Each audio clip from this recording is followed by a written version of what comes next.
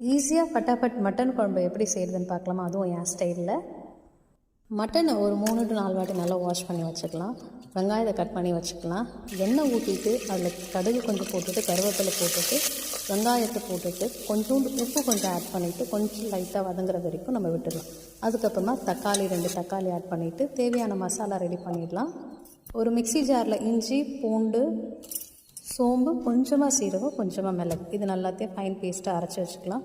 கூடவே 2 தக்காளி ஆட் பண்ணி நல்லா நம்ம மிக்சியில் அரைச்சி வச்சுக்கலாம். வெங்காயம் தக்காளியும் வதக்கி வந்ததுக்கப்புறமா நம்ம அரைச்சி வச்சுருக்க மசாலா இதில் போட்டு நம்ம மிக்ஸ் பண்ணிக்கலாம். இஞ்சி பூண்டோட பச்சை வாசனை போகிற வரைக்கும் கொஞ்சம் சிம்மில் போட்டுட்டு நம்ம கொஞ்சம் நேரம் வதக்கி விட்டுட்டு அந்த பச்சை ஸ்மெல்லாம் போட்டு கொஞ்சம் அதில் எண்ணெய் விட ஆரம்பிக்கும். அந்த டைமில் நம்ம என்ன பண்ணணும், மட்டனை போட்டுடணும். அப்புறமா கொஞ்சம் மஞ்சள்தூள் போட்டு அதை கொஞ்சம் நல்லா மிக்ஸ் பண்ணிவிட்டு கொஞ்சம் நேரம் விட்டுடலாம்.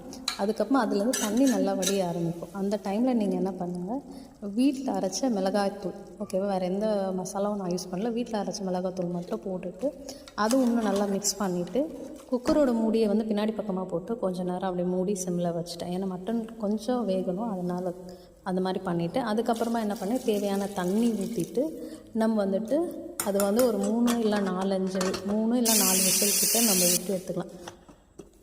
அவ்வளோதான், நம்ம மேலே கொத்தமல்லி போட்டு நல்லா சர்வ் பண்ணிக்கலாம். ஸோ இந்த வீடியோ பிடிச்சிருந்தால் லைக் பண்ணிவிட்டு நம்ம பேஜை மறக்காமல் ஃபாலோ பண்ணிக்கோங்க.